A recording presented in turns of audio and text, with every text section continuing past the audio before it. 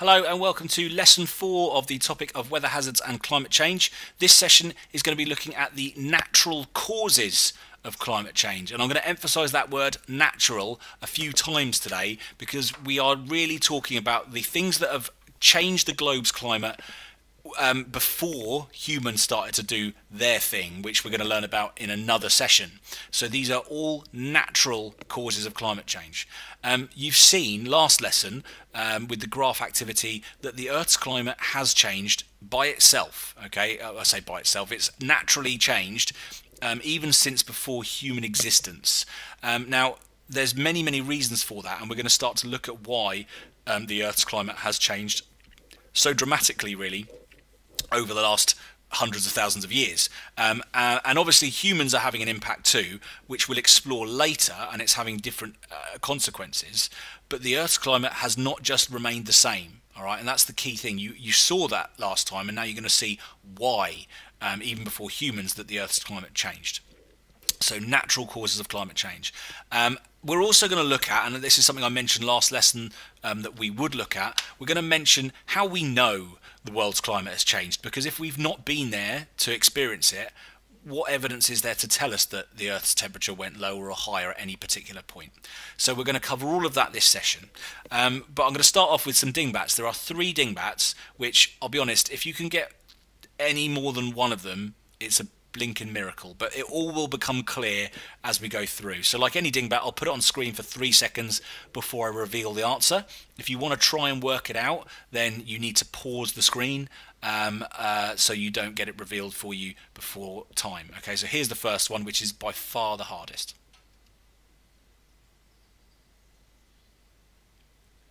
Okay, this one is Milankovitch Cycles. I will hopefully allow you time to just look at this to work out why it's Milankovitch Cycles, okay, without revealing it, because I think that's part of the fun. Alright, so Milankovitch Cycles. Don't think what on earth are they yet, because I don't expect you to know what those things are. By the end of this session, you will know, hopefully. Okay, the next one. This one you probably will get.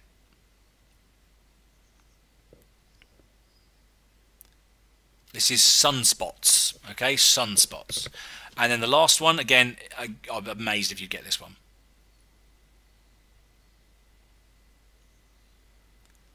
This one is Volcanism, okay, Volcanism. And again, I will allow you to have time to work that out by yourselves because that's part of the fun. So these 3 things, Milankovitch Cycles, sunspots or solar activity, and volcanism, are all natural causes of climate change. Natural. They have happened even before the birth of humanity. Okay, so that's what we're learning about today. Get that title written down, please. So walking away from this session, you should know what Milankovitch cycles are and how they can affect long-term climate. You should be able to describe 2 other medium and short-term causes of climate change, which are going to be sunspots and volcanism. And lastly, I want to tell you what evidence we've got that tells us that the climate has changed in the past. So you're going to walk away knowing how we know that 500,000 years ago was a glacial period, for example. Okay, so pause the screen if you haven't got that written down yet, and when you're ready you can unpause.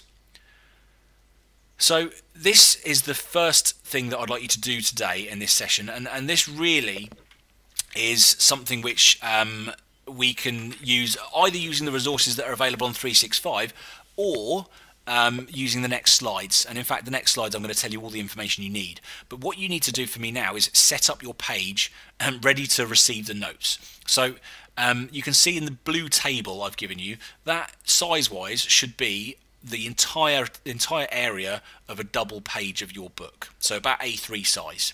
So along the top you're going to have the name of the cause, so Milankovitch cycles with those 3 words underneath that. I'll explain those in a second.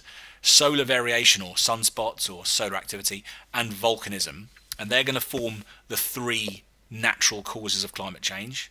And then spaced nice and evenly the description of what that thing involves and whether it's long, medium or short term. Warming, cooling or both. Okay, and again that'll become clear soon. And then space for a little diagram.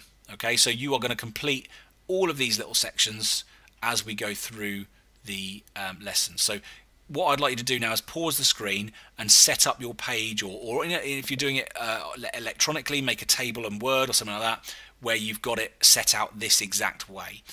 Just bear in mind that Milankovitch cycles, there are 3 types of Milankovitch cycle, and so that's why it's been divided up into 3 different headings: eccentricity, axial tilt, and precession. So pause the screen until you finish that now, and then I will carry on with the lesson and give you some information to help fill in this table.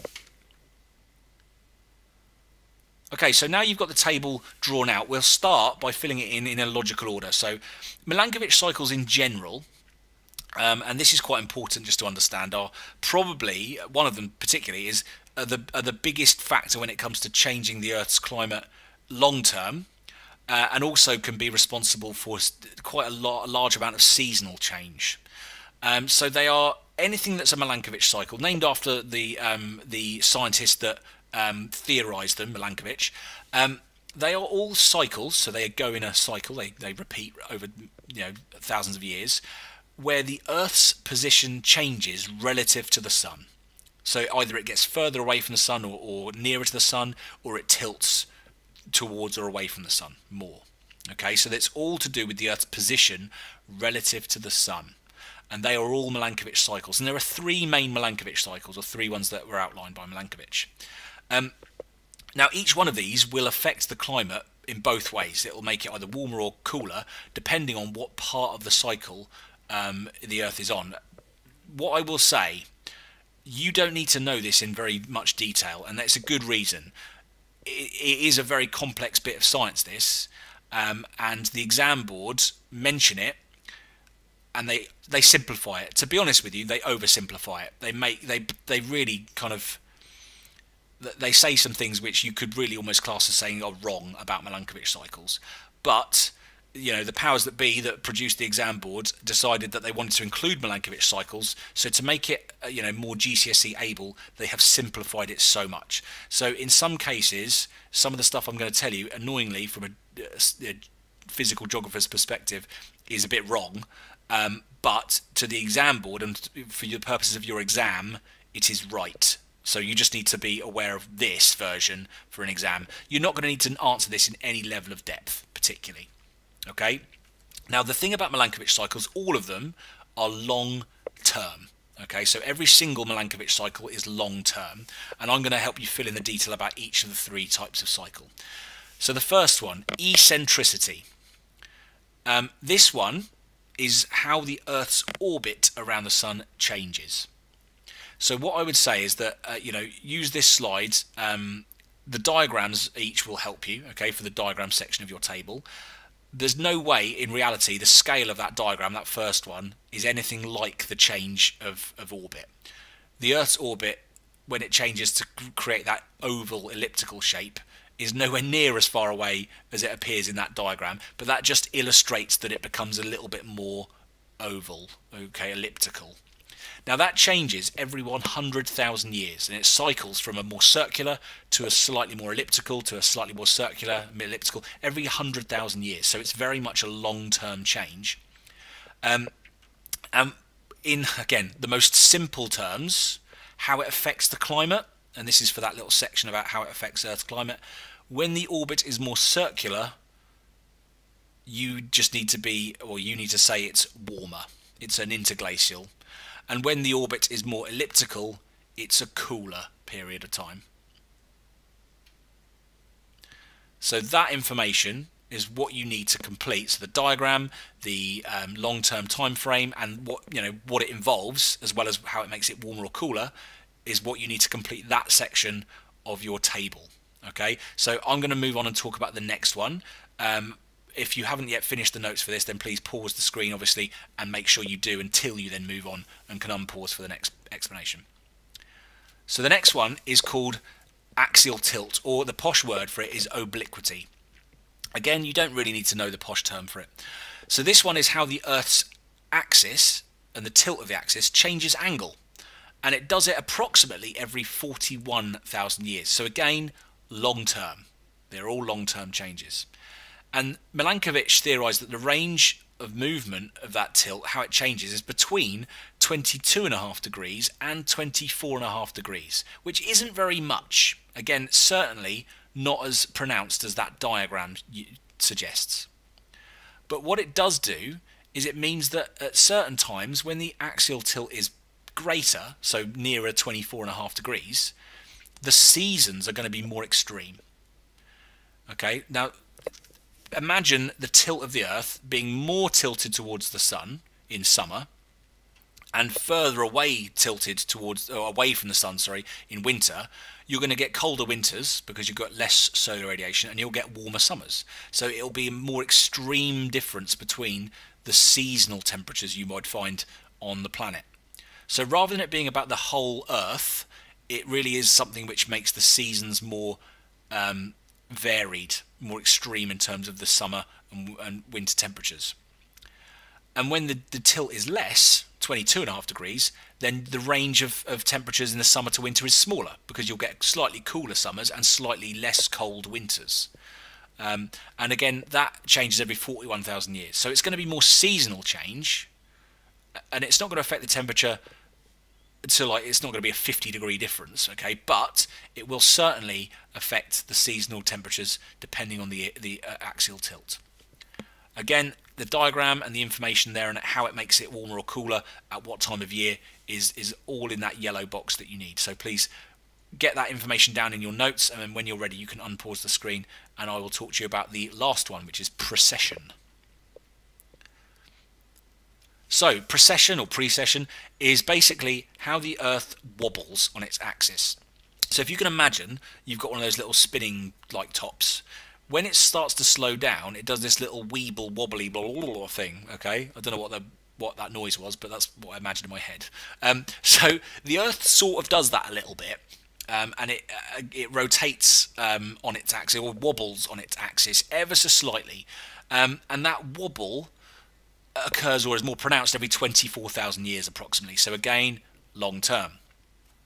And just like axial tilt, it will change the kind of angle that the sun is hitting the Earth, and therefore it will make small differences in the summer and winter to the extremity of the temperature. Okay, now, and also it means that the direction that the axis is facing will change slightly as well. So again, that will deflect, or it will change the position the Earth is relative to the sun.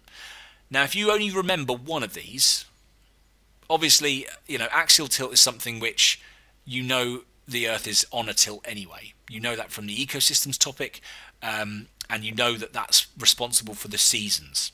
So knowing about how the Earth tilts on its axis is important anyway. How that tilt changes makes the seasons more extreme or less extreme is worth knowing. But the one Milankovitch cycle which I would certainly recommend you being most aware of is this eccentricity one, the orbit one. Okay, the first one, because this is the one that affects the Earth's climate far more significantly overall, because literally the Earth is either closer or further away from the sun. Okay, so because of the actual proximity of the Earth to the sun, how close or far away it is, it affects those temperatures on a far more dramatic way. So if you remember one Milankovitch cycle, remember eccentricity. Okay, so there's all three. There's a diagram, an explanation, how it affects it, makes it warmer, cooler, whatever. All of them long term, but you can write down the specific time ranges if you want. That will cover the first sort of portion of your handout. So pause the screen until you've got all that information, and then I'll talk to you about the other two. Okay, obviously there's a YouTube video if you want any explanation, which is saved on 365, or you can just follow that link if it still works by the time you're watching this video. So now we're going to move on to these medium to short term changes, and looking at the medium term ones to start with, sunspots or solar activity. And so in your table, sunspots or solar activity are basically storms on the surface of the sun. And they are big storms. They look small and pathetic on this. Okay, that's an actual image taken of sunspots. One of those little blotches is easily the size of the Earth. So it's big, it's huge storm, because the sun is so massive. And what those storms do is essentially they release extra solar radiation, extra flares. So imagine there's someone standing on the surface of the sun, with a flamethrower aimed at Earth. Okay, that's what each one of these sunspots does. It ejects and emits more solar radiation towards the Earth. So if there are more of these sunspots, there is far more solar radiation coming to the Earth, and that means it will get warmer.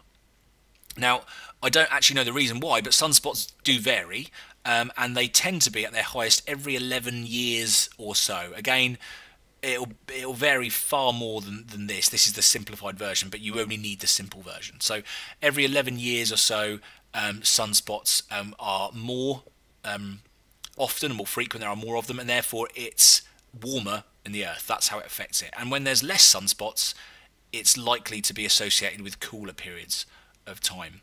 Now, again, saying it leads to glacials and interglacials, which last thousands of years, when you're talking about every 11 years, is a bit simplified. So really just think about it being more or less temperature-wise to the Earth.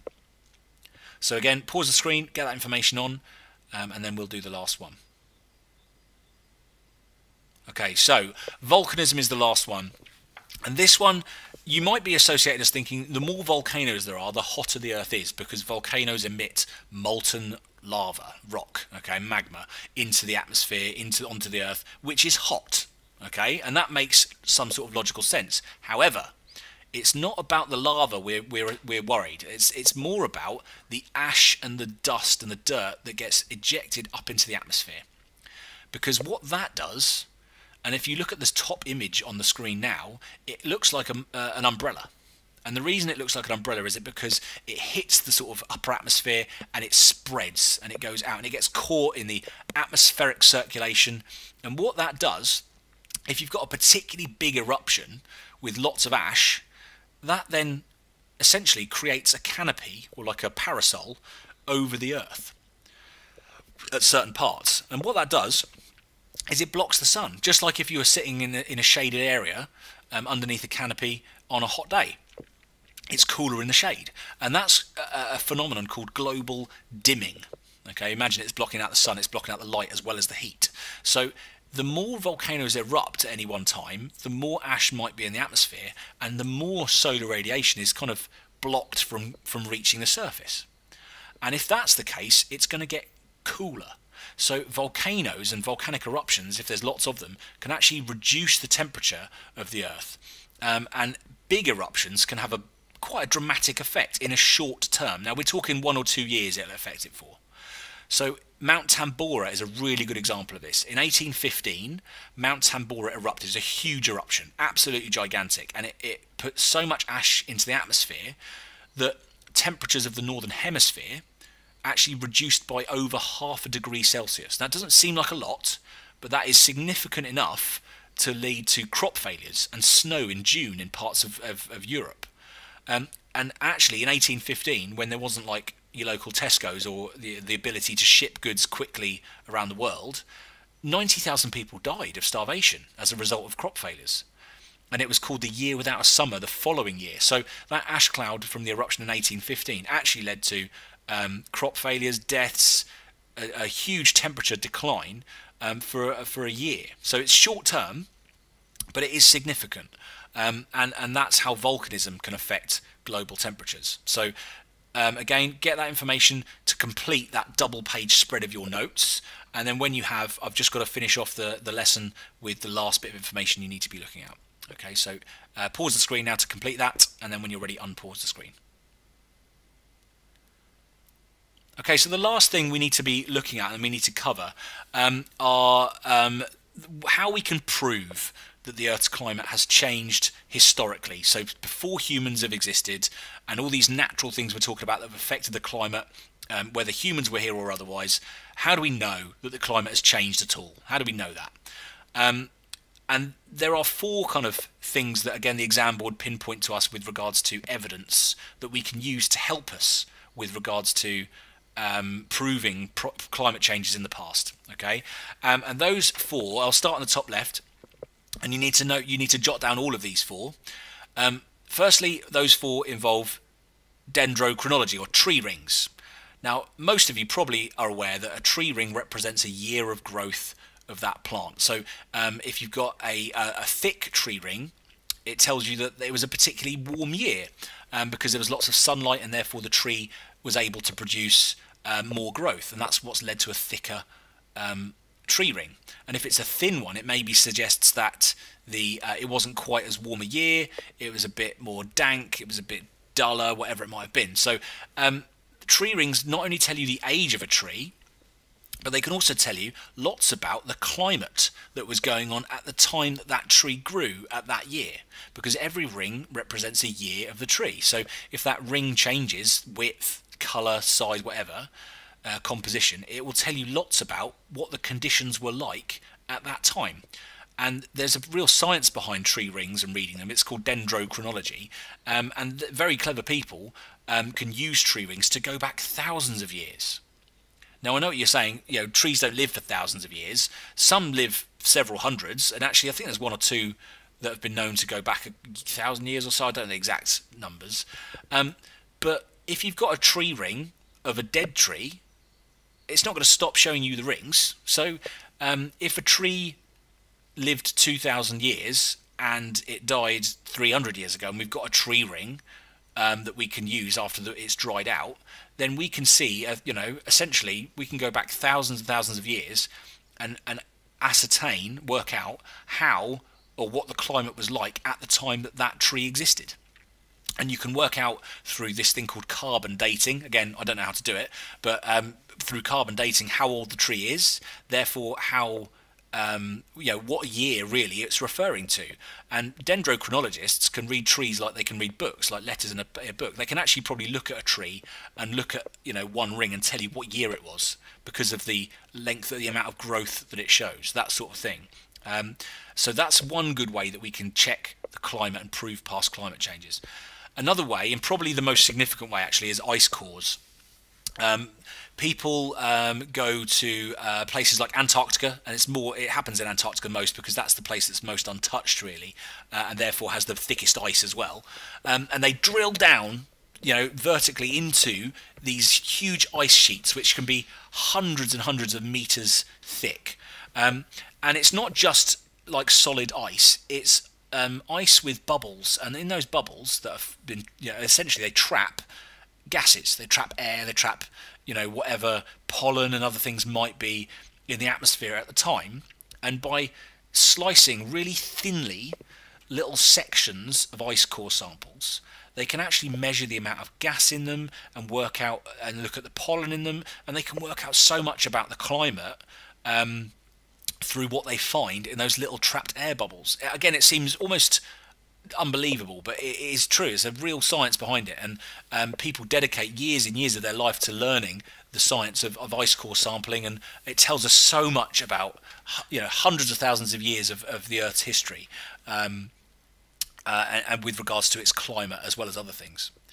So ice cores. Another one, pollen records, another hugely valuable one. And when you couple it with ice cores, some of these ice core samples will actually contain microscopic pollen within those little gaps, which can tell you lots about the type of plant that lived there and the amount of plants that were there at the time. And if the amount of plants that were there at the time was a lot, what does that tell you about the climate? What kind of climate do you expect there to be lots of plant life growing? Warm, wet climates. So again, the pollen will tell you not only what grew there and therefore the climate of it, but how much grew there. So climate can be told, again, this goes back tens and hundreds of thousands of years, and very clever people, much cleverer than me, can read these ice cores and these pollen records and tell you about the world's climate at the time. And then lastly, this is kind of the most recent record, is historical record. When there's been humans, and obviously human record, okay, can tell us much more detail the last few hundred years. Before that, you have to rely on tree rings, ice cores, pollen records. But, the last few hundred years, historical record, people writing down diary entries and things like that in books can tell us lots about events and things that happened in the world to talk about climate. Okay, so, someone jotting about how they had a great time skating on the Thames, ice skating on the Thames, tells you that it was cold because the Thames froze. That sort of thing. Okay, so I've explained these four. You need to just add a little bit more meat onto the bones of these. So what you need to do, get yourself onto 365, because there is a like a handout on 365 to help you with these different sections. Or if you can't find that, or you're struggling, you can either use Google or email me, and I can get you a copy of page 100 of the Highland Cow textbook, because that gives you a really succinct summary of the evidence that tells us why the past climate has changed so. Okay, so that concludes this session on the natural causes of climate change and the evidence that tells us how we know the Earth's climate has changed even when we haven't been on the Earth. And hopefully that lesson has been fairly interesting for you. So thank you for bearing with it, and I will see you next time for lesson 5.